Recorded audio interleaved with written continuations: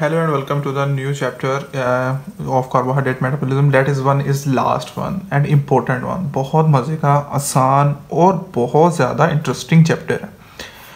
बहुत आसान है, कुछ मुश्किल नहीं है. इसमें क्वेश्चन सीधे सीधे आते हैं और आपको प्रॉपर मार्क्स देके चले जाते हैं.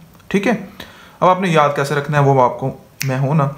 अब करना क्या है, बेसिकली आपने इस चैप्टर में 4 क्वेश्चन करने जो मैं आपको बताऊंगा. 4 से 5 क्वेश्चन है, छोटे छोटे क्वेश्चन हैं और उसी एंगल से पूछे जाते हैं. कुछ इसमें वो बात नहीं है कि आपको बड़ा जी उन्होंने ऐसे घुमाना है, फिर आना है, फिर बताना है. Okay, first one, obviously there is a HMP and pentose phosphate pathway.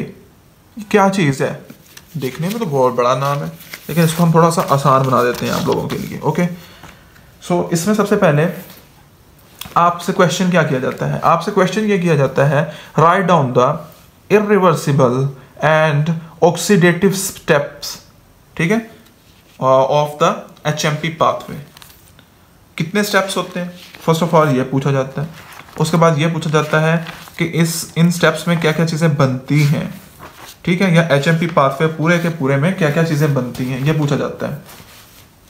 अब हमने वो चीज़ें सारी की सारी देखनी है. ये वाली साइकिल को मैं ज़रा थोड़ा सा सिंपलेस्ट फॉर्म में बताता हूँ. अच्छा, एक बात आपको क्लियर कर दूँ, ये स्टफ बेसिकली लिप्पन पे मिसिंग है, इसीलिए मैंने अलग लिखा है. ओके, सो हमारे पास क्या होता है कि आपको पता है ग्लूकोज होता है और हेक्सोकाइनेज की प्रेजेंस में ATP को यूज किया जाता है और बन जाता है ग्लूकोज 6 फॉस्फेट. जहाँ पे काइनेज का वर्ड आया मतलब कि ATP यूज होगी और फॉस्फेट एड अप होगा. ये एक वाहद ऐसा साइकिल है जहाँ पे 2 NADPH बनते हैं. ठीक है, और थर्ड NADPH कहाँ बनता है? मैलिक एंजाइम की प्रेजेंस में, इन ग्लूकोनियोजेनेसिस. ये बात मैंने आपको वहां पे बताई थी कि आपने याद रखना है सिर्फ 3 NADPH बनते हैं. और यूज कौन करता है NADPH को? एल्डोस रिडक्टेज बेसिकली इसको यूज करता है. एल्डोस रिडक्टेज, ये याद रख लीजिएगा, बहुत ज्यादा इंपॉर्टेंट क्वेश्चन है. ओके, और MCQ में 12 पूछा जाता है. उसके बाद हम आगे बात करते हैं. उसके बाद हमारी बात कैसे बनता है. ग्लूकोज आया, ग्लूकोज 6 फॉस्फेट बन गया. अब उससे बना 6 फॉस्फोग्लूकेनोलेक्टोन. ये कैसे याद रखना है मैं आपको बताता हूँ. 6 फॉस्फोग्लूकेनोलेक्टोन बना in the presence of glucose 6 phosphate dehydrogenase, NADPH भी बन गया. ओके, अब इस 6 फॉस्फोग्लूकेनोलेक्टोन से बना 6 फॉस्फोग्लूकोनेट. फिर हमारे पास जो एंजाइम यूज हुआ वो इसके नाम के साथ आएगा, 6 फॉस्फोग्लूकेनोलेक्टोन हाइड्रोलेज. ठीक है, अब क्या हुआ? 6 फॉस्फोग्लूकोनेट की प्रेजेंस में बना राइबोलोज 5 फॉस्फेट. अब एंजाइम कौन सा था? वो था 6 फॉस्फोग्लूकोनेट डीहाइड्रोजिनेज, और यहाँ पे डीहाइड्रोजिनेज मतलब कि NADH फिर बना. अब ये सारे स्टेप्स जो हैं ये इरिवर्सिबल स्टेप्स हैं और ऑक्सीडेटिव पाथवे है. यही SCQ आता है. एज इट इज आपने यही लिख के आना है. आगे जितना भी है वो एक आपको समझाने की खातिर होगा, लेकिन वो SCQ नहीं आता. What is the rate limiting step of the HMP pathway? ये सेकंड क्वेश्चन होता है. बेसिकली ये जो स्टेप है जो लिप्टन में मिसिंग है, यही रेट लिमिटिंग स्टेप है. अब ये याद कैसे रखना है? Point is this, major point तो ये है. इसके लिए निमोनिक है. Girls prefer Lay's pack in red. Girls prefer Lay's pack in red.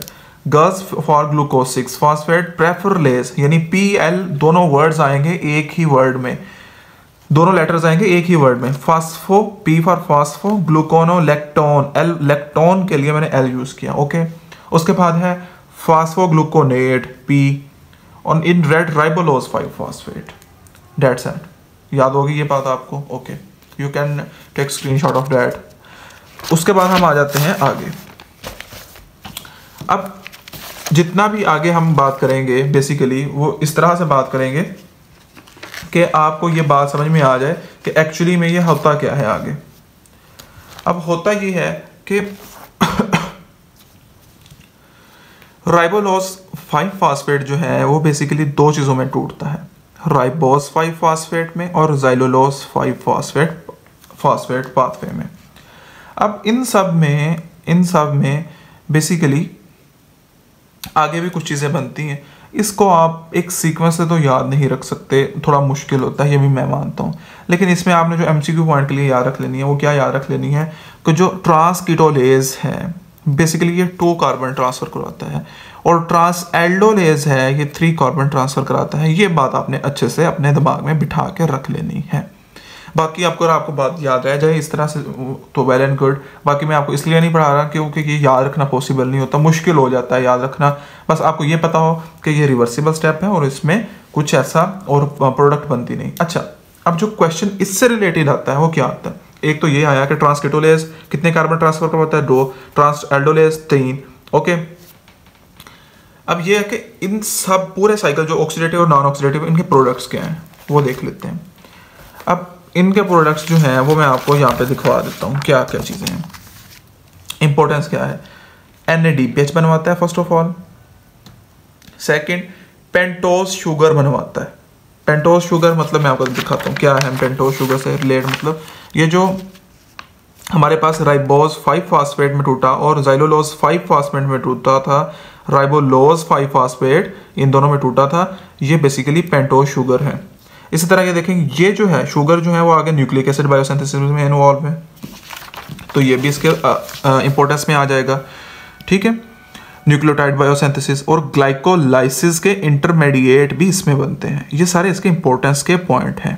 Okay, अच्छा एक जगह पे आगे जाके आपको मैं बताता हूँ कि NADPH के यूजेस हैं, ये यहाँ पे भी लिखे हुए हैं लेकिन हम आगे करेंगे। Okay,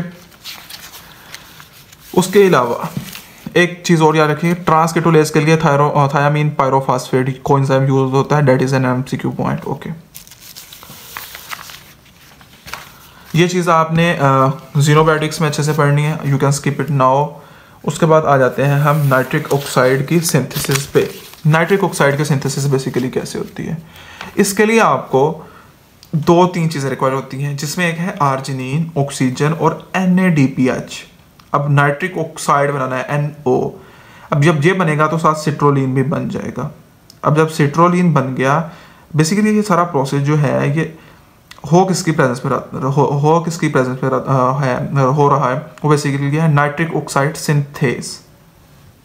okay, FMN, FAD, haem और टेट्राहाइड्रोबायोपेट्रिन ये बेसिकली कोएंजाइम हैं जो इसको बेसिकली रेगुलेट कर रहे हैं, तो ये याद रखिएगा। अब इसके बेसिकली जो आप कह सकते हैं कि फंक्शंस क्या हैं, ये बहुत बार SCQ में पूछा जाती है इसकी सिंथेसिस और फंक्शंस। ये आपने यहाँ से ये कर लेने हैं। एक तो ये स्मूथ मसल को रिलैक्स करवाते हैं, उसके बाद प्लेटलेट एग्रीगेशन प्रिवेंट करवाते हैं, यानी वो क्योंकि आप रिलैक्सेशन करवा रही तो ऑब्वियसली प्लेटलेट एग्रीगेट हो नहीं पाएंगे। न्यूरोट्रांसमीटर है इन ब्रेन, और ट्यूमरोसाइडल और बैक्टीरियोसाइडल एक्शन भी रखता है ऑफ माइक्रोफेजेस। ओके, ये बात आपने याद रख ली। अब इस चीज़ में आपको ये सारी चीज़ें कवर्ड हो गई हैं, क्या चीज़ें कैसे होती हैं। अब नेक्स्ट वीडियो में बेसिकली एक लास्ट और इम्पोर्टेंट क्वेश्चन को डिस्कस करते हैं इंशाल्लाह ताला। होपफुली आपको मज़ा आएगा इस क्वेश्चन पे और ये बहुत इंटरेस्टिंग है। स्ट्रेट यूनिट से मिलते हैं नेक्स्ट वीडियो में। अल्लाह हाफिज़।